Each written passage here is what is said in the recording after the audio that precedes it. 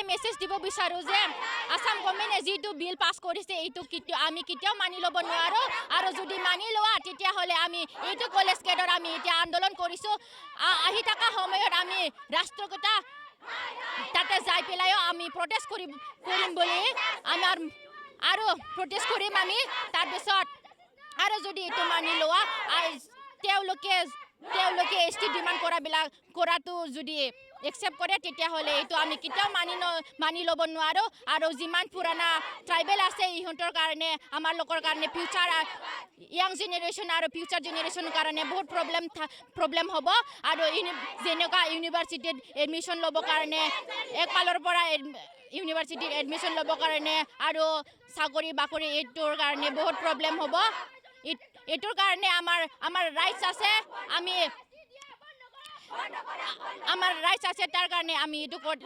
college গেটৰ আমি protest কৰিছোঁ আৰু যদি মানি নলয় যদি আসাম গভৰ্ণমেণ্টে এইটো বিলটো পাছ কৰে তেতিয়াহ'লে আমাৰ জীৱনটো দি পেলাইও আমি ৰাষ্ট্ৰগীতাৰ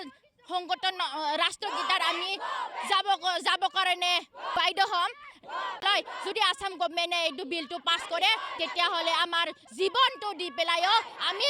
ৰাষ্ট্ৰগীতাৰ আমি যাব কাৰণে বাধ্য হ'ম ঘণ্টা আজি কাৰ্যসূচী আমি মানে এতিয়া অসম চৰকাৰে যিটো নতুনকৈ 6 জাতিক মানে জনজাতিকৰণ দিব বিচাৰিছে তাৰ বিৰুদ্ধে আমি এইটো কাৰ্যসূচী লোৱা হৈছে কাৰণ আমি ST যিমানখিনি এতিয়া 45 লাখ আছে তাৰ মাজতে যদি আৰু 2 কোটি যিটো নতুনকৈ যিটো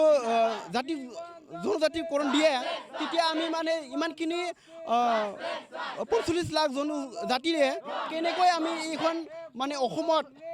যিকোনো আমাৰ চৰকাৰৰ যি সুবিধা বা আমি ষ্টুডেণ্ট হিচাপে যিহেতু ST কোটা থাকে তাতে আমি কেনেকৈ মানে কৰিব পাৰিম মানে ডিগ্ৰী কেনেকৈ ল'ম আমি কৰি আছে এইটো আমি বহুতকৈ মানে আমি হাগ্ৰাম মহিলাক এইটোৱে আহ্বান জনাম যাতে এনেকুৱা NOC দিব নালাগিছিলে আমাৰ লগত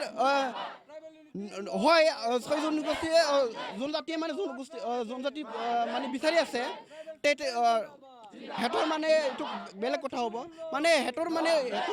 যিটো সংবিধিৰ কিবা আছে তথাপিও যিহেতু আমাৰ যিমানখিনি থাকা মানে আমাৰ জনগোষ্ঠীগিলাৰ যেনেকৈ মানে সুবিধাটো অধিকাৰটো আছে মানে তাৰ কিবা এটা যদি চৰকাৰে দিয়ে সেইটোৰ কথা কিন্তু আমাৰ অধিকাৰটো এনেকৈ মানে যিমানখিনি অধিকাৰ পাব লাগে আমি ইয়াক মানে পাবই লাগিব